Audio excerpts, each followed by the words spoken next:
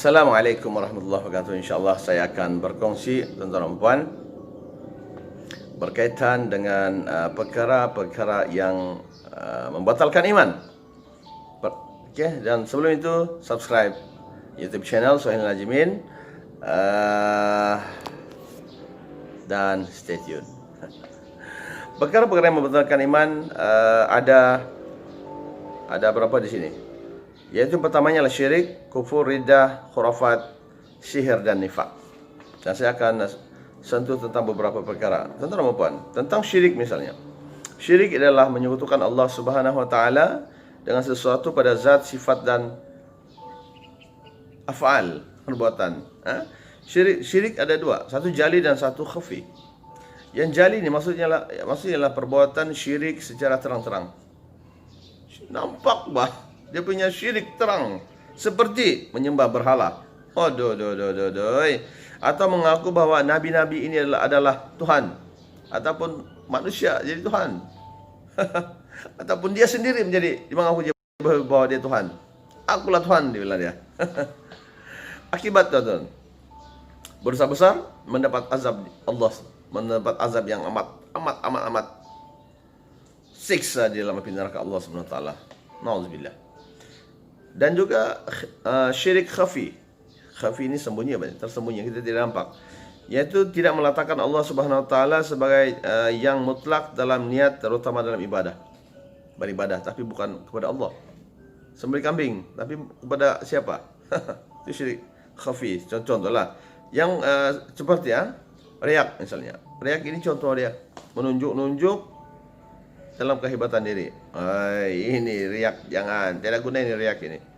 Dia beribadah, dia nak solat ini. Ada orang nampak akulah. Riak pula. Yang kedua ialah ujub, mengagumi diri sendiri. Saya paling hebat bah. Ujub, itu pun contoh. Mana ada orang lagi yang hebat macam saya ini? Contoh. Dia yang melakon ni. Dia saja yang hebat. Saya Superman bah. Dia bilang, saya Superman. Ujub pada diri sendiri, tak boleh ni. Itu khafi, itu namanya syirik khafi. Allah sahaja yang berkuasa. Allah sepatutnya yang hebat. Kan Allah yang hebat, tuan-tuan dan puan. Kita ini makhluk, tiada apa-apalah. Kemudian yang ketiga adalah contoh ialah takabbur. Takabbur ini adalah orang yang membangga diri lah. Cakap besar saja dia ini. Sampai hampir-hampir limpas pula. Melebihi kuasa Tuhan pula pun ada. Cakap takabur kenalang, nauzubillah. Apa akibatnya? Akibatnya lah Allah Subhanahu wa taala murka, masyarakat pun benci, dan juga jiwa tidak tenanglah. Betul lah kan? Okey. Kemudian yang kedua adalah kufur. Apa ini kufur ini? Kufur ialah tidak percaya kepada Allah Subhanahu wa taala serta mengingkari ajaran yang disampaikan oleh Nabi Muhammad sallallahu alaihi wasallam. Itu namanya kufur. Faktor menyebabkan berlakunya kekufuran yang pertama adalah mengikut hawa nafsu yang inginkan keseronokan. Seronok punya masalah, seronok punya sebab kufur. Allahu akbar. Nauzubillah. Yang kedua, tiada pegangan agama yang kuat sehingga sukar membezakan antara hak benar, batil, salah. Dan hilang bah dia punya pegangan agama. Tidak tahu, ini betulkah? Ini begitu bah. Hak ini betulkah, salah ni? Allah, nauzubillah. Yang ketiga adalah kesempitan hidup menyebabkan kecenderungan melakukan perkara kufur. Orang-orang miskin. Kata Rasulullah SAW, ada hadislah Rasulullah SAW, hampir takadu. Miskin, hampir miskin ini membawa kepada kekufuran. Betul lah. Kadang-kadang tuan-tuan, apabila kita ini tidak ada harta lagi, apa yang mau dimakan lagi hari ini? Kertas pun tidak perlu dimakan. Tuan-tuan dan puan, nasi tidak ada. Kemudian datang orang-orang yang kufur ini. Dia begitu, okey. Kau makan ini. Tapi kau dengan syarat kau kufur kepada Allah SWT. Ada yang begitu tuan-tuan dan puan di muka bumi ini. Maka ada yang mengambil, kalau yang kuat iman dia tak akan makan. Alah, makan tuan-tuan dan puan. Kalau tidak makan kena dugal. Bahaya kan? Macam mana cara Islam menjawabnya? Kita tetapkan iman dalam hati kita ini, insyaAllah. Okey, kufur hakikat.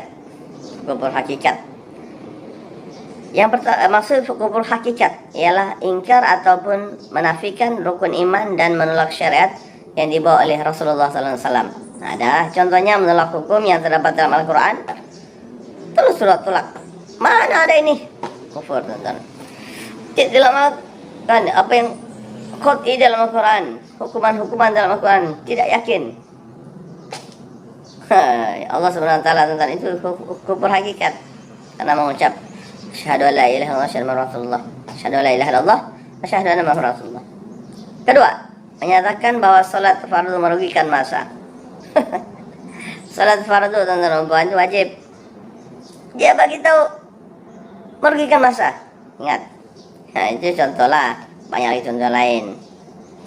Akibatnya lah Allah Subhanahu wa taala murka kepada orang tersebut dan mendapat azab di akhirat. Paling siksa. Nauzubillah. Kita takut nih teman-teman bila pergi di akhirat disiksa oleh Allah Subhanahu wa taala. Diceritakan dalam Al-Qur'an tentang malaikat. Dua orang malaikat yang Allah Subhanahu wa taala izinkan mereka menjadi manusia, mempunyai sifat seperti manusia. Siapa malaikat itu? Harut dan Marut. Nah, Google saja, banyak itu. Type saja. Di manakah mereka ini sekarang? Harut dan Marut. Malaikat ini lebih tahu tentang azab Allah Subhanahu wa taala. Mereka sekarang ini berada di antara langit dan bumi, digantung oleh Allah Subhanahu. Langit dan bumi digantung. Punya ada digantung. Berbentuk manusia. Itulah malaikat Harut dan Marut. Ada kisah ini teman-teman.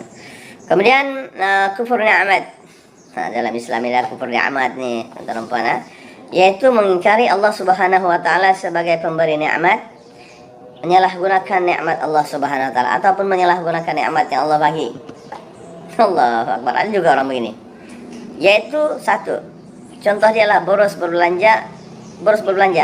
Tidak perlu boros. Nah, kan kalau yang itu saya beritahu, bila kita mendapat sesuatu nasihat, masukkan dalam hati dulu, kemudian masukkan di otak. Otak kita ini ada dua, malaikat dan iblis. Terus pergi anggota. Bila kita melihat orang bersedekah, terus positif saja terus. Oh, dia ini hebat. Subhanallah. Hebat kan? Terus kita bersedekah lah. Tapi ini dia mengambil jalan iblis. Bersedekah itu merugikan. Terus dia sedekah. Rugilah. Yang kedua, menggunakan nikmat ke jalan maksiat. Yang ketiga, mengabaikan zakat. Kaya. Kalau kita ada harta, zakat atau bersedekah. Akibatnya, akibat bila kita ini kufur nikmat, Allah Subhanahu wa taala janjikan Allah murka kepada dia. Kemudian kedua, masyarakat benci. Kemudian jiwa ni hati yang sama. Jiwa kita tidak tenang, naudzubillah. Jadi saya rasa itu sekian perkongsian tentang perkara apakah itu syirik, apakah itu kufur. Jadi saya rasa itu perkongsian yang paling yang kita boleh ambil perhatian lah. Wabillahi taufiq wal hidayah. Assalamualaikum warahmatullahi wabarakatuh. Jangan lupa subscribe YouTube channel Suhailin Lajimin agar kita mendapat lagi ilmu-ilmu seterusnya insyaallah. Dan saya akan ceritakan juga tentang ridha, khurafat, sihir dan nifak yang menyebabkan terbatalnya iman seseorang Islam. Nauzubillah. Wabillahi taufiq wal hidayah. Assalamualaikum warahmatullahi wabarakatuh. Yang baik dari Allah Subhanahu wa taala, kurang daripada diri saya sendiri. Wassalam.